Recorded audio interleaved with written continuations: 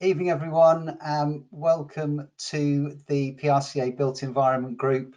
To those we are welcoming back, welcome back. To those who are here for the first time, a very warm welcome to you.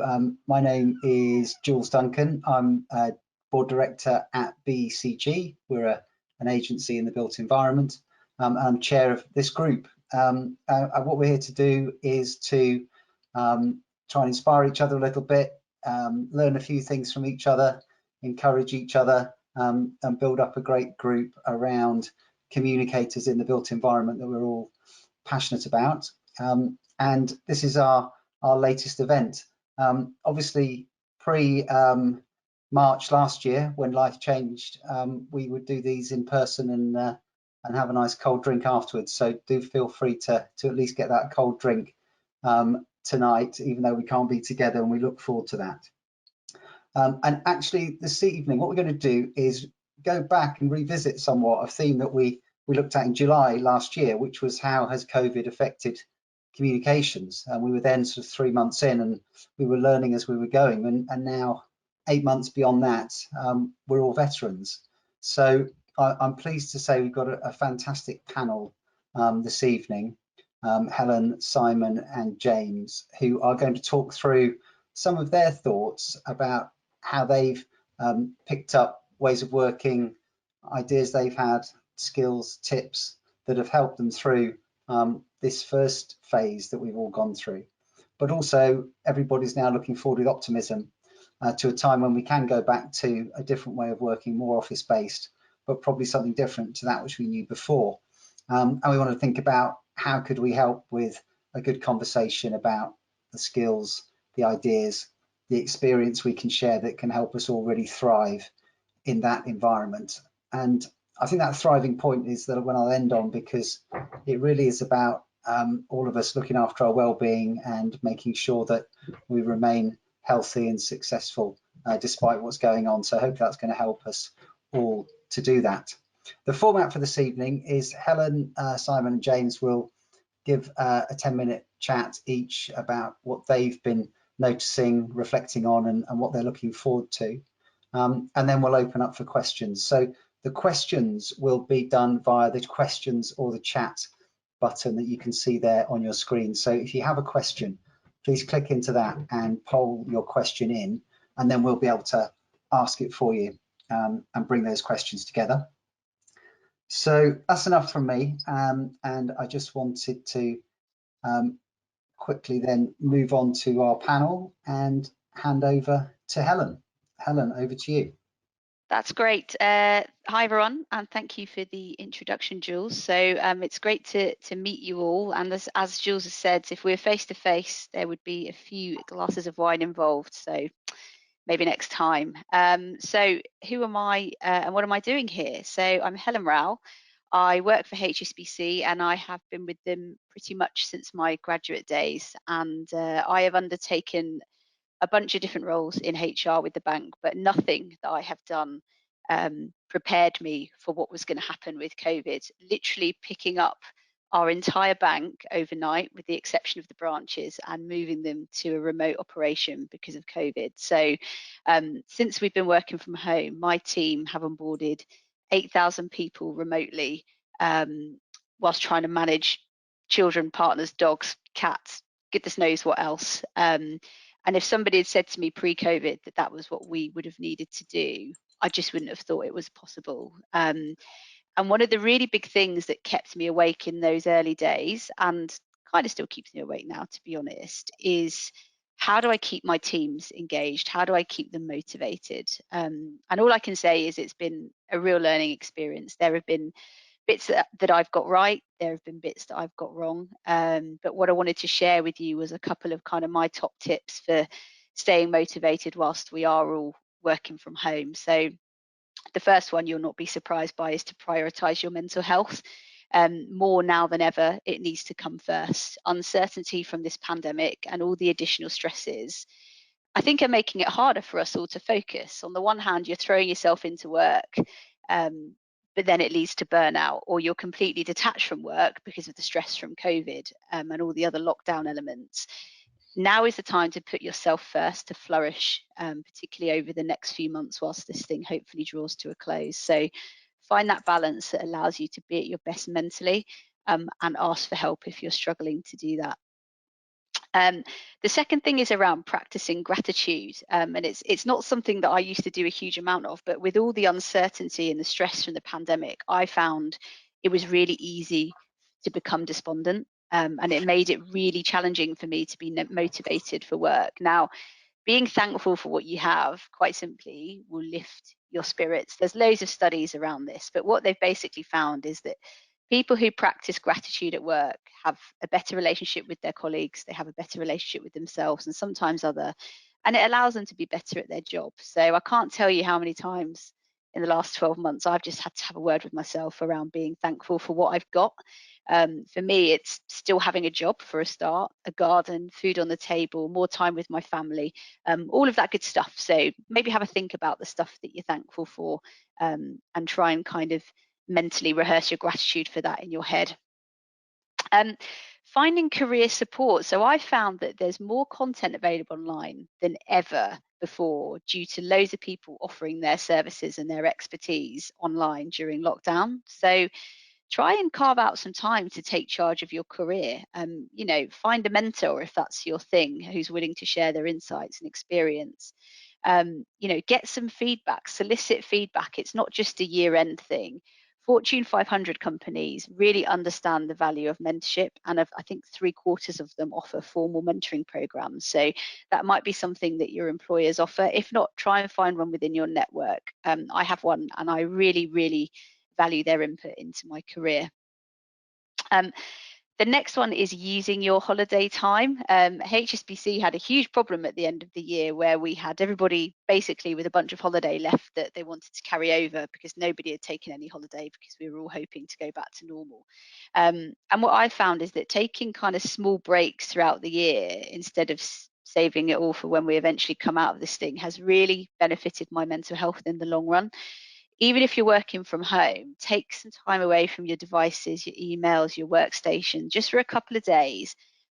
It's really, really refreshing. You don't need to venture that far from home, I think, for a holiday. You know, if restrictions allow it, go for a walk, go for a long weekend in the UK when we can, and just simply get some time outside to kind of re-stimulate your mental space. Creating a schedule. So without a structured workday, I think time really gets away from me. So you might find that start shifting your work days later and later as you sip that extra cup of coffee, and then your work hours extend later into the evenings, which causes you to stay up later at night, and then you get into a really vicious cycle. Or you might find that you really easily get off track or distracted whilst you're working. When I have a real stinker of a job that I need to do, and I'm putting it off, basically something that should take 20 minutes ends up taking 2 hours because I procrastinate. So I really like to try and have a clear schedule. And if you have got a real stinker of a job as well, which I did today actually, I find that I set myself kind of like half an hour targets where I'm like, look, I only need to do this for half an hour and then I can go and do something different and come back to it. So try and kind of put it into bite-sized, manageable chunks as much as you can.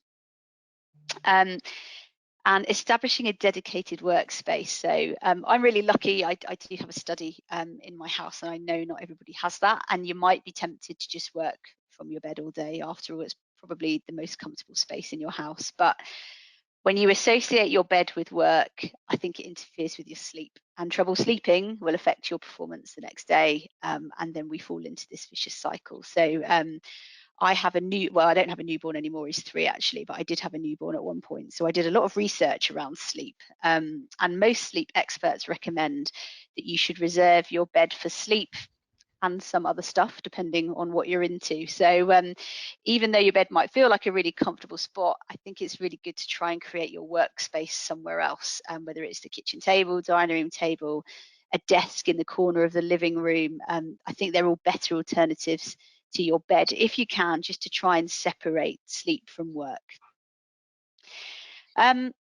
And I think finally, practice regulating your emotions. So there's loads of research around this, but we tend to put off tasks that stir up uncomfortable emotions. So if you're anxious about a medical appointment, for example, you won't be motivated to call the doctor. If you're afraid that studying will bring frustration, you'll find yourself doing everything to avoid that and start watching Netflix instead. So in these cases, the lack of motivation stems from the desire to avoid discomfort. And when you're working from home, there's always plenty of opportunities to engage in something more fun than what you're supposed to be doing. So I guess I would say consider what emotions or emotion you are trying to avoid feeling, acknowledge it, swallow it, and realize that by doing that, it kind of makes it feel a little bit less scary. So remind yourself that you can handle feeling uncomfortable, and remind yourself of how good you'll feel when you get that particular task done, as opposed to how rubbish you're going to feel if you don't do it. You do a bunch of stuff to avoid it, and it's still left on your to-do list at the end of the day. And then look, finally, I was asked to just share my thoughts around kind of the future and what I think the future of the workspace is going to look like now that we've all spent a year working from home. If you are in one of the kind of industries, unless you're in one of the industries such as construction or teaching or whatever, where the world's kind of carried on. So as an organisation, HSBC is still not totally clear what we're going to do and what the world will look like once we're able to return to the office. The insight I can share is that universally, I think companies will look to shed some real estate where possible. It's the biggest cost, and everybody has proven that they can work from home. So my prediction is that we will probably move to a more hybrid model of work from home and time in the office. Personally, that suits me. I've always had a couple of days from home, and I always encourage my teams to do the same.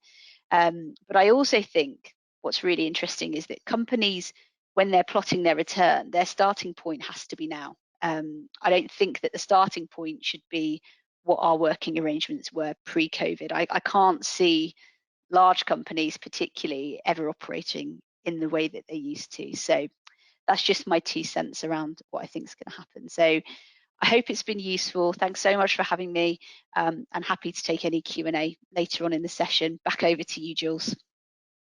Helen, thank you so much. That's been really thoughtful and great start to the session. I think really focusing there, a huge number of your comments about that well-being agenda, and it'd be really interesting to understand what you guys are experiencing out there. So we've got a small poll that will just pop up. I think we can put that on the screen now. And it's to ask you, has your organisation's support for your well-being improved since COVID hit? Clearly everybody had to deal with the disruption to begin with, but has it been a catalyst for better well-being support, more thoughtful well-being support from your organisation?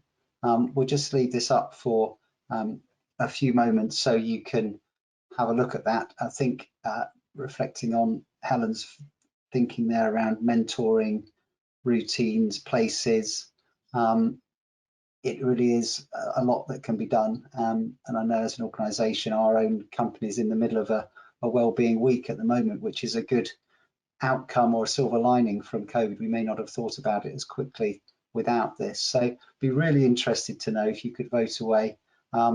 Has your company organisation improved that wellbeing support? Has it actually declined, or have things remained pretty much the same? If you could give us your votes there. And now we'll wait for those to come in and come back to that later on, but I'm going to pass over to Simon Halewood from Wilmott Dixon. Great. Well, thank you, Julius. Good afternoon, everybody. Thank you, Julius, for the introduction and for the invitation to talk to everyone today. As Julius mentioned, my name is Simon. I'm the Communications Manager for the North at Wilmott Dixon, and I'm responsible for all internal and external communications for the business of 350 people.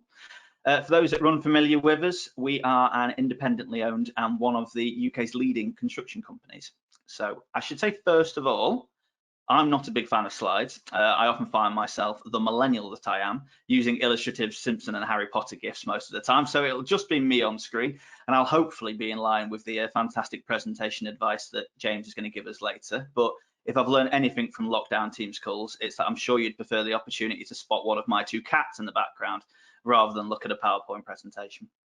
So Not only is it nice to see a few new faces staring back at me from a computer screen, but I'm really pleased to be able to talk to you about some of the skills and behaviours that I think can help us all succeed in the built environment in the after times post-COVID. Whether we're in agency or in-house as communicators, I think the pace of work, the deadlines, approvals processes, the sheer number of people that we talk to every day can impact the decisions that we make and the outcomes that we deliver. So I wanted to kick off with a couple of rhetorical questions. We'll come back to it later, but I just wanted to ask you to all take a moment and ask yourself two things. Are you a good listener? And do you value your own opinion? I wanted to give you a little bit of detail about my background and where I'm coming from today. So I've worked in communications for 15 years. I started in journalism and then went into agency PR before joining Wilmott Dixon 2.5 years ago. I was at the Crew Chronicle, my local paper, for 6 years straight out of uni, working as a reporter, and I was business editor for the last couple of years. For those of you who don't know Crew, placemaking and improving the built environment is a subject that takes 1 step forward and 2 steps back. Almost annually, I would suggest. But it was my introduction to built environment communications, searching through planning agendas and writing about Section 106 agreements. But I was working with businesses, developers, local authorities, and community action groups, for example, that were campaigning to save, regenerate historic buildings. And I think being on that side of the fence gave me really brilliant grounding for my job, because my job was to listen to every single side of the story, understand what a difference built environment makes to people's lives, their health, their well-being, and their futures. And my newspaper background meant that when I moved into PR, I was able to write for a really broad number of audiences, and I worked on both consumer and B2B brands the next 8 years, the likes of Specsavers, View Cinema, and I headed up the crisis communications team for Flybe, the airline. At the same time, I was developing a specialism in the built environment, managing teams for Shepherd Group, for developers like Select Property Group, Yorkshire Water, Waite Construction, and the government's BIM Task Group. So having jumped from one dark side to the other, journalism to PR, I jumped from agency to in-house because I really wanted to get under the skin of one brand in this sector. Now, writing is a skill that I'm lucky to enjoy and be trained in. I'm sure we can all agree that we wouldn't be in the careers that we are without it. But what I've learned is that there's a huge difference between writing and storytelling. For me, storytelling is a result of knowing what your audience needs and wants, knowing how best to reach them, and only then writing. That might sound incredibly simple, but as I asked you earlier, are you a good listener? A challenge we've had at Wilmott Dixon, which I'm sure resonates with an awful lot of built environment businesses, is that over the last year, the dynamic and the priorities for our audience have been rewritten by the pandemic. Think about the pressures you've faced. Think about the office-based teams facing isolation at home, the members of your team that have been furloughed or even still shielding. Then think about the different personal, physical and emotional challenges that our site-based construction teams have faced, who at the height of the pandemic, for example, faced a brunt of public pressure, had a week of hashtag shut the sites trending, occasionally even had abuse through the fences telling them that they should be shut. Their number one priority was to keep everyone safe and our projects moving. They've done an outstanding job, but listening to those two audiences brought really different responses. And I think it's absolutely essential to act to recognise the really different emotional concerns and physical experiences in our internal and external communications in order, especially for us, to maintain that sense of team and unity across our business that's never been questioned in a way that it was during the pandemic. For a small example, if you're on site every day, then receiving an internal message reminding you that if you want to improve your mental health, meeting a friend for coffee at lunchtime, it simply isn't an option on site, and that wouldn't have been well received by them. It's about really listening and making sure that the right people get the right messages in the right clear way, be that of support, information, or change. It's a reminder that one size really doesn't fit all, and why should it? I want to talk about creativity, because I hope the fact that you've joined the call today suggests you don't think the built environment is dry and boring. But if you work in agency, I think historically, when you're pitching for a built environment account, it automatically sits with the B2B team, unless you're approaching, an obviously consumer-facing business like a house builder or a property investment company. Why can't construction engineering be creative? I'm not saying that I want to float a giant shovel down the Thames. Obviously, I would want to see that, but what I'm saying is that skills you might have gained on consumer accounts are absolutely relevant to your built environment clients. It's easy to get tied down in B2B contract wins and getting the right suits on a completion photo, but whatever role your client or business is playing in the built environment, they're helping to create places and improve people's lives. They're employing local people, creating opportunities, changing an industry for the better by driving diversity and equality, or perhaps promoting health and hopefully promoting health and well-being. It's up to us to listen and tell those stories about people. So, skills and behavior wise, please bring your creativity to the sector. If you see yourself as a B2B specialist, I would implore you to ask to work on a consumer account and push yourself out of your comfort zone, because you'll only be a better asset to the built environment. Last week, I was on a call with Tom Broughton, who's the owner of Building Magazine, and a colleague asked him, what do people think about Wilmott? What do people say about Wilmott Dixon? You might have expected him to say, well, you're a profitable £1 billion turnover business, well respected, historic, all these sorts of things. He actually said, you're the guys building my daughter's school. And at the end of the day, that's the difference that we make at its simplest, most effective level. And it's exactly why I think storytelling and creativity are two of the biggest skills I'd encourage you all to strengthen. I'm not saying that through personal preference as an all-rounder myself. I can only speak for construction. And on an industry perspective, did you know that the procurement vehicles, the procurement frameworks and our customers, especially local authorities, are setting stronger and stronger KPIs around the level of local investment and social value activity that they want to see from the businesses that they choose to work from.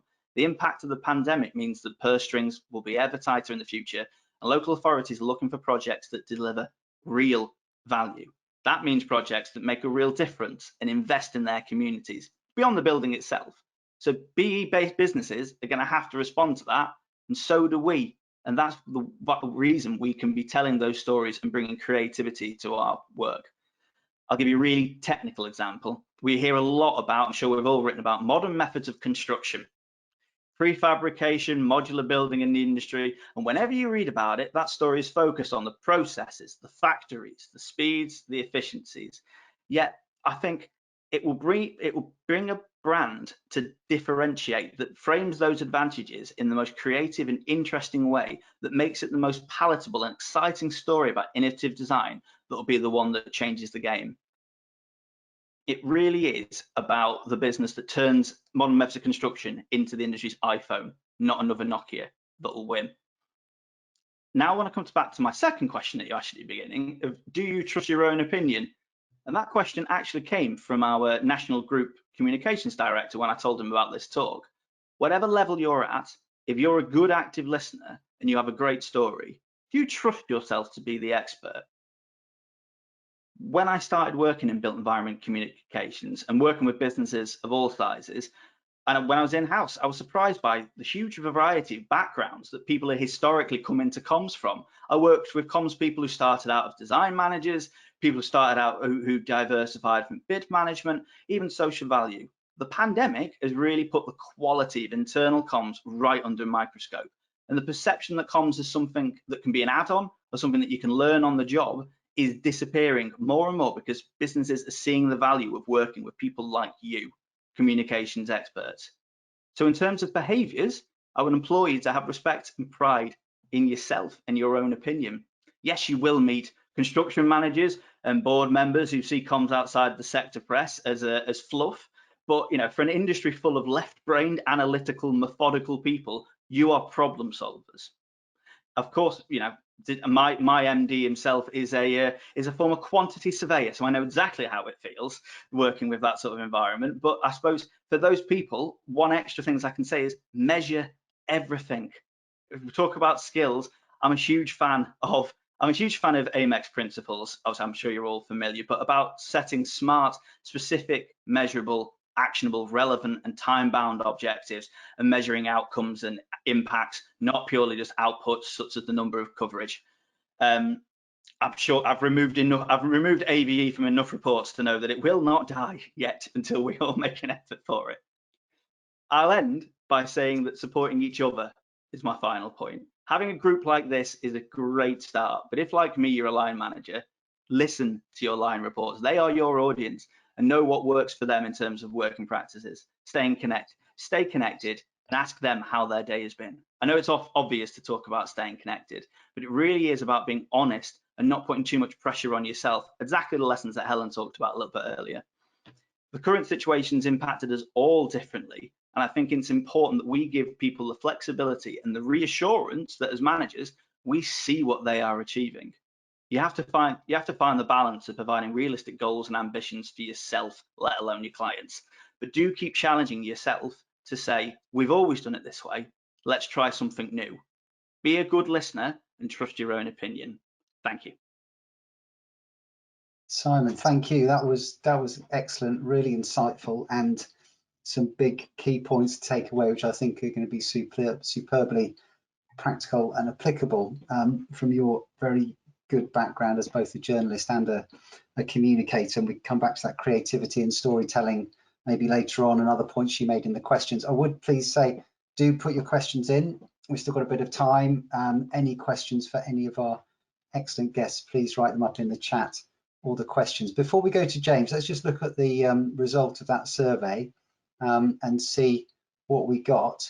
I think it's a 50-50, isn't it? I think let's be encouraged that it hasn't gone down, but the fact that maybe of our audience, only half see an uplift in the quality of wellbeing support.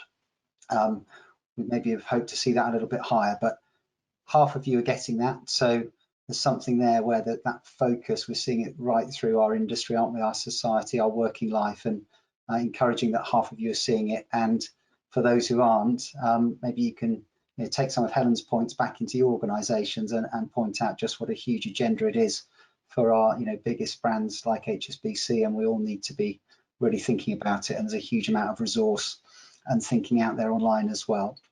So thank you for that. And I'm going to pass over to James now. So James Pearce, very, very experienced media trainer from a journalism background. I'll let him introduce himself and give you some of his thoughts. James. Thank you very much. And I'm going to follow on a little bit from some of Simon's theme as well about storytelling. But let me introduce myself briefly. So I'm James. I was a BBC correspondent for about 3 months short of 20 years. I was the BBC's Olympics correspondent for the London Olympics, which was an amazing job all the way through from the start of the bid in 2001 to the Games. It was a brilliant job. The trouble with it was that, of course, it ended. Most jobs continue. With the Olympics correspondent, there was a finite date. And I was sitting around at the end of 2012, scratching my head thinking, what do I do next? Either I stay with the BBC and do something different, or I take the more radical step of actually moving away from the BBC and doing something very, very different. And in perhaps a foolhardy, brave moment, I decided to take the latter option and set up my own training agency. So I do still do a bit of freelance BBC work, but 99% of my time is training. And I started with nothing.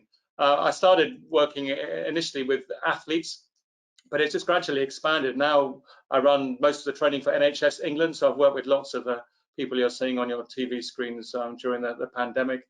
Other clients that have really struggled during the pandemic, like Gatwick Airport, and perhaps the glamorous part of the job is working with athletes. So the England football team, for example, is one of my clients. So lots of different people from very different walks of life, but the skills we teach them are all very similar, and that is how to communicate as effectively as possible. And that's what I want to talk about today, because communication has actually changed for many of us during the pandemic. For those of you who are talking to journalists, for example, the chance to go and buy them a beer and sit in a pub and have a fairly indiscreet conversation and get the point of view across that you want, of course, has all gone away. So our communication is actually much more formulaic now. It's booking that Teams call, the Zoom call, and having your half-hour slot or your 5-minute slot, whatever it might be. And so trying to make an impression with verbal communication, I think, is probably more important now than it ever has been before. But I think the honest truth is that a lot of us don't think enough about our communications before we go into that really important conversation. The reality is we're all trying to sell the whole time. Either we're trying to sell that story on behalf of our client, we're trying to sell ourselves and get ourselves up the ladder, or we're trying to sell the organization we work for. We're trying to sell, but often we don't really think in advance about how we're going to sell as effectively as possible. When you're speaking to somebody, we speak roughly at about 3 words a second. If you've got 3 minutes conversation with somebody, by the time that they've spoken to you and asked you maybe some questions, the chances are you're not going to get more than 500 words out. Now, 500 words is nothing if we sit there and write those 500 words down on paper. And we have to actually make an impact, because the reality also is this: we're all having so many conversations every day. We're all taking in so much content, not only from conversations we have, but from the way we're taking in media, from your phones, radio, TV, or whatever it might be. Most of the content we consume, we forget very, very quickly. If you let me just use a media example, if you have the luxury of an hour to sit there and listen to a talk radio station like Radio 5 Live in the morning, you might hear 8, 10 different people being interviewed. If I ask you at lunchtime what you heard in that hour, I'd be surprised if you can remember more than 3 or 4 of those people. If I ask you in the evening what you heard in the morning, you might be lucky to remember 1. If we're having that important conversation with someone, either through the media or more likely just having that conversation with a colleague, a client, and people can't remember what we've said within 30 minutes, then it's not a very effective conversation if we're trying to sell, we're trying to promote something. So what I really want to look at today is what lessons can we learn from what I've done in the BBC to the outside world, and how we can communicate as effectively as possible, hopefully leaving an impact and making our content memorable. Let me give you an example. Let's go back a month or so to the really cold weather. There's thick snow outside, and imagine I'm in the BBC newsroom, and the editor of Radio 5 Live comes over and says, I've got a story for me to do, and I'll make up a fictitious story that really cold weather and gas prices have gone up. And the 5 Live editor says that the big issue we think is that about 2 million pensioners are going to be affected in particular by the rise in gas prices, and that the real concern is that some of the worst off, the lowest earning pensioners are going to really struggle, maybe won't even be able to heat their homes during the cold weather. Now, what I would do, if you think about the average conversation you have, when you've got all the information, and this is for many of you who are thinking about approaching a journalist with a story, what we do is we spend a lot of time trying to get all the information together. If I'm going on the radio, I'm trying to get all the facts together. What were gas prices in 10 years ago? What percentages are increase in gas prices? How much more is gas prices going to go up for those particular pensioners? How many pensioners do we think are actually going to be impacted? I want to sound clever, and the truth is many of us want to sound clever in our conversations. We want to actually sound like we've done lots of work, we've done lots of research, and this is completely understandable, of course, for us to think that. But actually, and this goes back a little bit to what Simon was saying, we shouldn't be thinking about what we want to sound like or how clever we want to be. We actually should put ourselves in the shoes of the person or people we're talking to. And the key thing I would say is this: we want someone to think, what do I want the person I'm talking to remember from this conversation? The two are very different compared to what you want to say and what do I want someone to remember. So if I'm going on Radio 5 Live and giving all those amazing statistics about how the rise in gas prices has changed over the last 10 years, giving you all the percentages and sounding very clever, fine. You might be sitting at home listening to me thinking, okay, that's interesting, but I don't think you're going to remember very much from my conversation. But if I was doing it for television and making a television film about this, about the rise in gas prices, and if I was to say to you all now, what would I do if I was making a television film about this? What would I do? What would I go and film? You pretty much instantly, most of you would say, well, it's obvious what you'd go and film. You'd go and find a couple of old pensioners living in a house they can't afford to heat. Why would you do that? Because we can empathize with other people. We can empathize with other humans. Obvious. That's when we're making it for television. The other advantage, of course, of doing it for television is that I've got a camera crew. We as people are really good at remembering images, pictures. If I ask you to describe your house, you could all walk me through your homes. We've spent enough time in them over the past months. You know what pictures are on the wall. You know what color the flowers are in the vase in the corner. So if I'm doing that report for television, I can get you 2 people, hopefully shivering pensioners in front of a fire they can't afford to heat. I can get you to empathize with people. We as people are much better at empathizing with people than we are connecting with ideas, statistics, concepts. And also I can give you pictures that are going to help you remember. So if we're doing that in a television report, why should we not use those techniques in normal verbal communication and not just in film? And the honest truth is we should. Many of us are not good enough at actually painting the pictures with our words. So rather than me going on Radio 5 Live and giving you all that information, how about I go on Radio 5 Live and say something like this? Clearly the rise in gas prices is really hard on pensioners. Just imagine you're a widow, you're in your 80s, you've been living on your own for a few years, and you're really struggling financially. Every 20 pence piece has to be carefully monitored through the week. You're sitting at home and you hear the postman at the door who drops a letter on your doormat. So you get off your chair and pick up the letter and sit back on your chair again. As you open it, you see it's from the gas board. And the gas board is saying your bill's going up by £5.76 a week. And you're sitting there and you're scared. You're scared because you know you haven't got £5.76 a week in spare money. And you're thinking, how on earth am I going to manage to pay my gas bill? Now, I'm giving you the same story in two different ways. I'm connecting you in that latter example through the person, the storytelling. Initially, my first version, I'm just giving you all the information. You are much more likely to remember that widow sitting on her chair opening her gas bill than you are any of the facts and figures I'm likely to give you. That's because we have three senses in particular that we use in ways no one else uses the same way as us. What you see, what you hear, and what you feel. See, hear, feel. No one else is seeing, hearing, and feeling what we are. If we want to talk about people, and let's face it, nearly everything we're doing in life and our jobs is talking about people, hopefully making people's lives better, the impact on people. If we're talking about what they're seeing, hearing, and feeling, we're much more likely to get the audience to engage with us. Seeing, hearing, and in particular, the feeling. So how can we then translate that into normal communication? Well, again, going back to some of the media training I do, at all different levels, we've all got lots of good stories, lots of good pictures in our heads. We're not very good at telling them. I'm going to play you a video briefly in a moment, just to show you what we can do. So I do a lot of work with young footballers. This is a video I'm about to play. It's a 17-year-old footballer. Now, if you were to interview an England footballer who's just had a good match, and you'll get all the stereotypes, all the cliches. Oh, it was a game of two halves. It was brilliant. I'm over the moon, whatever. This is a player who's actually describing making his debut for the first team, Leicester City, if any of you are Leicester City fans. But just listen to what he says, because he could easily have given me a short answer saying playing for the first team was the best day of my life. I'll never forget it. It was incredible. But just see what happens when you start to use the technique of see, hear, and feel. So we could just play the video, please.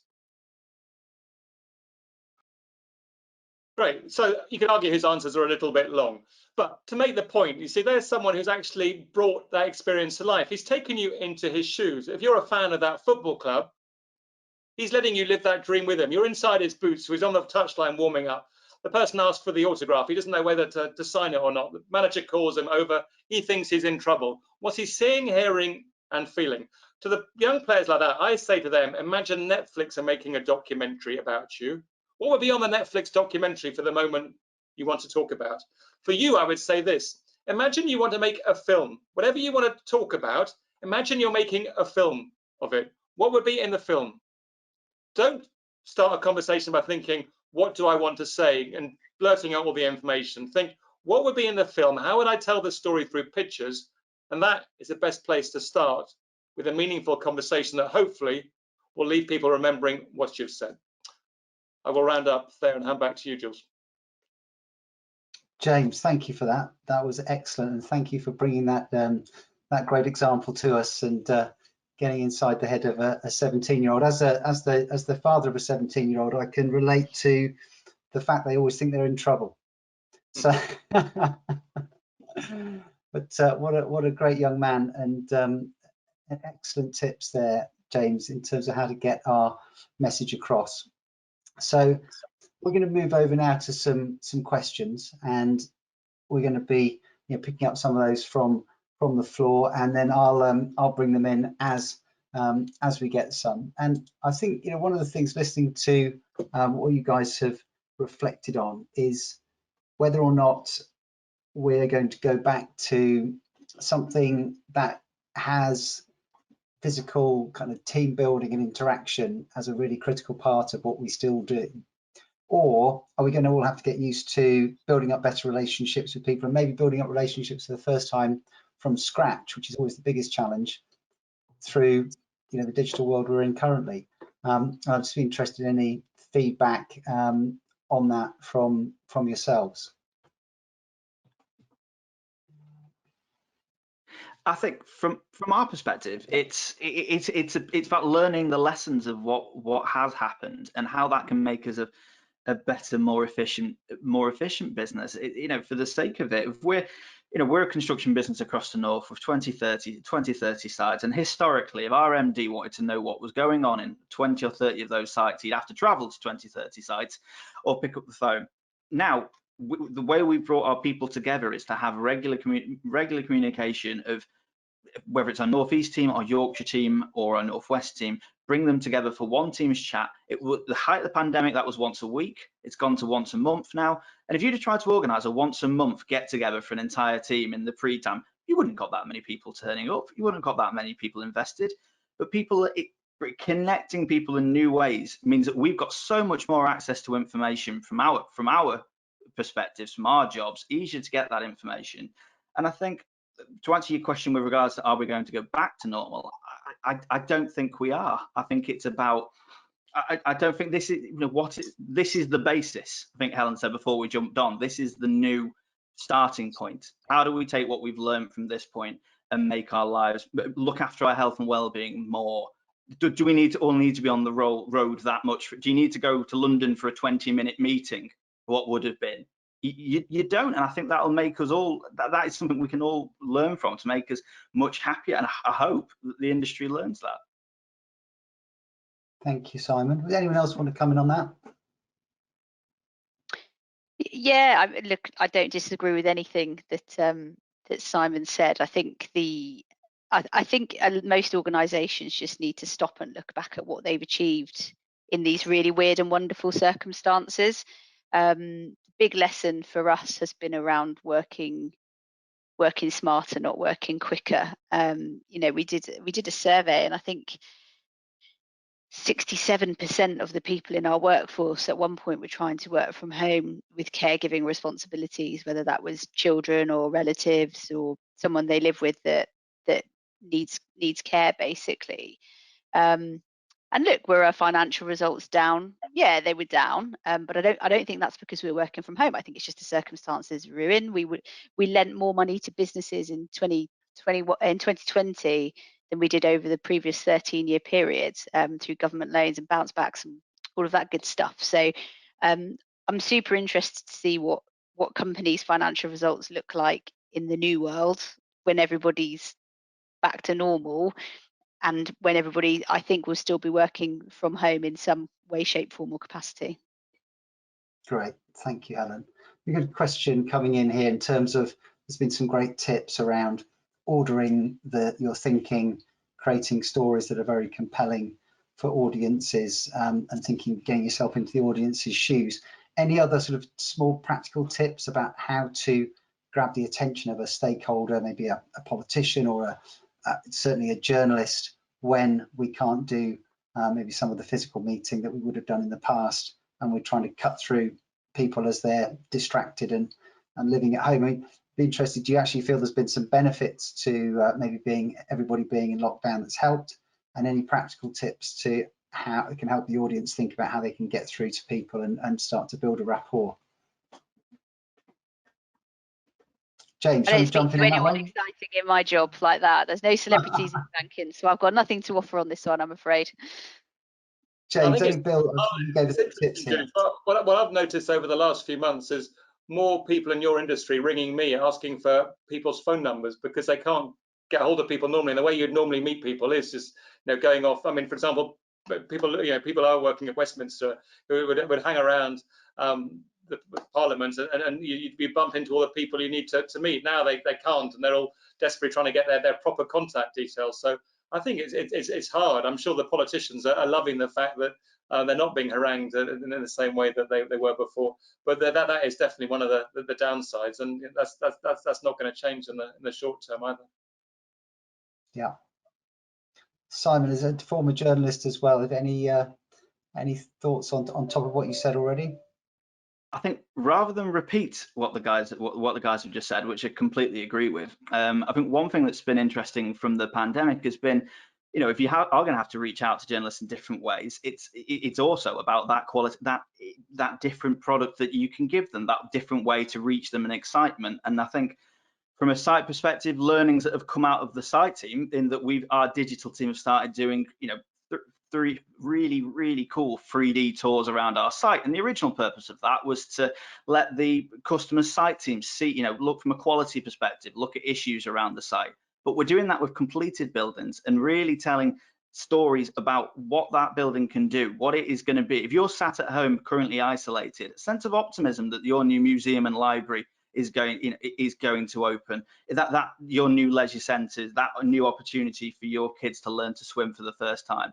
But that technology only became available because it's something that we were trying to solve an immediate problem in lockdown. And I think, again, listening to the teams and the new ideas that are coming out can only broaden the quality of what we can send to journalists that they see, hear and feel, as James said.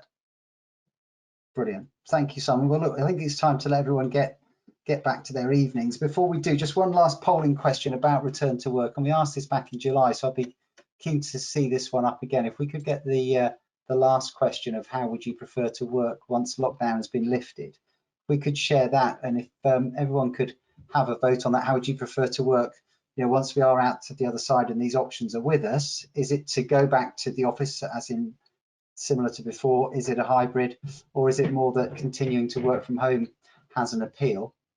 It would be really interesting to get some views on this, and then we can compare this to what we heard back in July, when, you know, I suppose the hybrid concept was something that people just hadn't talked about as much, and now it's probably getting more and more currency. So it'd be interesting to see that. Whilst we're just waiting for those results to come in, I suppose just any last points, Helen, Simon, James, you've all been absolutely wonderful. Thank you so much. Any last trick or quirk that you've picked up? Are you drinking raw cherry juice in the evenings? Is it yoga at 8 o'clock? Give us a little insight into the thing that's new for you that works. Do you know what, the one thing I've realised is that now I'm not, so I live in Hampshire, and I used to commute into London 3 days a week, and I would easily do my 10,000 steps between the walk to the station and the walk back and taking the stairs, whatever. I'm now doing about 500 steps a day, which is nothing.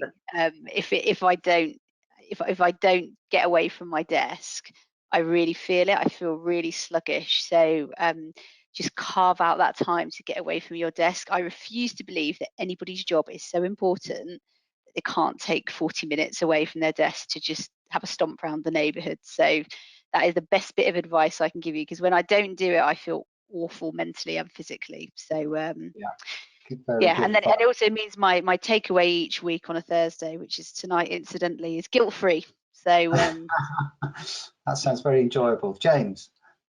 Yeah, I mean, it was interesting listening to Helen before and talking about, you know, telling ourselves how lucky we are, because it's so true. And I think one of the challenges for me is going to be getting back to the new normal, because, to be honest, my business is actually it's done well from the pandemic, for the simple reason I spend a lot of my life normally on the train, traveling from location to location, so I can only work with one client in a day. Now I can work with 2 or 3 different clients in a day. So actually, in terms of revenue, there's much more revenue coming in because I've got more actual hours of working. And now clients are starting to try booking me for face-to-face training. And I'm starting to resent it, if I'm honest, a little bit. So I'm thinking, well, hold on a minute, I've got to have a whole day on the train going there. And, you know, I'm not sure I've got the time for this. But of course, I have got the time for it. We need to get back to doing it again. So I think going back to Helen's phrase and telling myself how lucky I actually am is going to be important as we get back to the new normal, and realizing that actually what we had before was pretty special. And whatever we have got set in our ways over the last year, there's a lot to be valued in the previous world as well. Yeah, brilliant. Simon. Yeah, I would second exactly what everyone's just said. And as a business, we've implemented, I mean, it sounds very, very simple, but we've implemented a policy of booking no meetings internally between 12:30 and 1:30, because you were speaking to people who were just like, I've got an afternoon of Teams meetings back to back, not even a chance to you know, not even a chance to get away, to step away from their desk. But I think, you know, rather than repeat that, something James said earlier, which was think about what would be in the film when you're thinking about that story. I very much learned during lockdown. My answer to that is often, what would I tell the cat which is the case of how would I describe? Well, Callie, this is what's going on. This is what's going on in that story. And if it usually came out in the worst way, I'd be like, well, that's why I've written that completely wrong. Let's try again. She usually gives, if around food time, she gives me a much happier answer. Well, that's an excellent note to leave it on. Test it all out on the cat. And some brilliant points.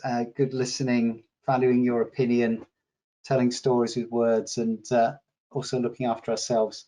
You've been excellent. Let's just jump to that poll as a finish and see what the result was. And I mean, it doesn't get any more definitive than that, does it? We had 80% of people vote on this, and 100% are preferring a hybrid, which was much more of a split vote. I can tell you back in July last year, we'll get those exact figures. So that's been a great note to end on. And it just leaves me to say a huge thank you to Simon, to Helen, to James. It's been really fascinating, and thanks for everyone for turning up. Maybe the next one or the one after that, we'll be able to do it with that cold drink as well. And look forward to seeing you all at the next one. Thank you very much indeed.